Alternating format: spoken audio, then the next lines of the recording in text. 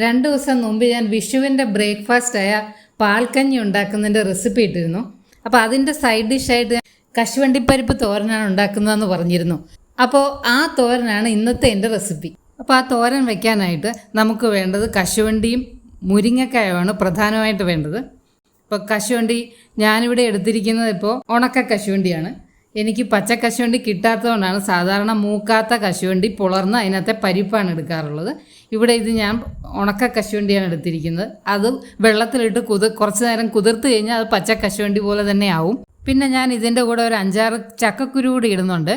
സാധാരണ അങ്ങനെ ഇടാറില്ല, ഞാനിവിടെ ഒരു ടേസ്റ്റിന് വേണ്ടി ഇടുന്നതേ ഉള്ളൂ. ഇനി മുരിങ്ങയ്ക്ക വേണം. മുരിങ്ങയ്ക്ക സാധാരണ അധികം മൂക്കാത്തതാണെങ്കിൽ അത് ചെറുതായി നീളത്തിൽ അരിഞ്ഞാണ് ഇടാറുള്ളത്.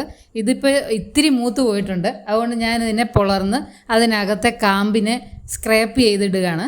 അപ്പോൾ ആദ്യം നമുക്ക് ഈ കാഷ്യൂ നട്ട്സ് ഒരു വെള്ളത്തിലിട്ട് കുതിർക്കാനായിട്ട് വെക്കാം കുറച്ച് നേരം. ചക്കക്കുരു പെട്ടെന്ന് വേകാത്തതാണെങ്കിൽ കുക്കറിലിട്ട് ഒരു വിസിലടിച്ച് അതൊന്ന് വേവിച്ച് വെക്കുന്നത് നല്ലതായിരിക്കും. ഇത് മുരിങ്ങയ്ക്ക ഇങ്ങനെ പിളർന്നാണ് ഒരു സ്പൂൺ വെച്ച് ഇതിനകത്തെ കാമ്പ് ഞാൻ സ്ക്രാപ്പ് ചെയ്തെടുത്ത് വെച്ചിരിക്കുന്നത്.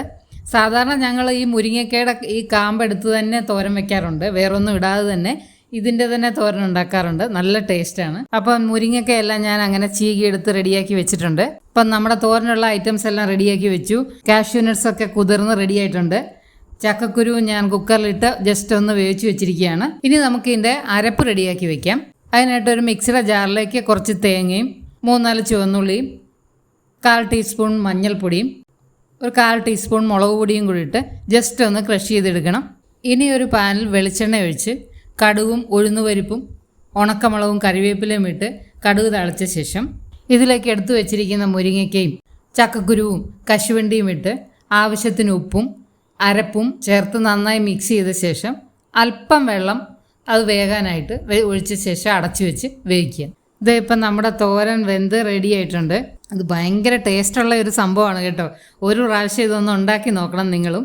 ഇത് സാധാരണ വിഷുവിൻ്റെ അന്ന് പാൽക്കഞ്ഞിയോടാണ് എല്ലാവരും ഉണ്ടാക്കുന്നതെങ്കിലും ഇതിൻ്റെ ടേസ്റ്റ് കാരണം ഞാൻ മുരിങ്ങയ്ക്ക കിട്ടുമ്പോഴൊക്കെ ഉണ്ടാക്കാറുണ്ട്.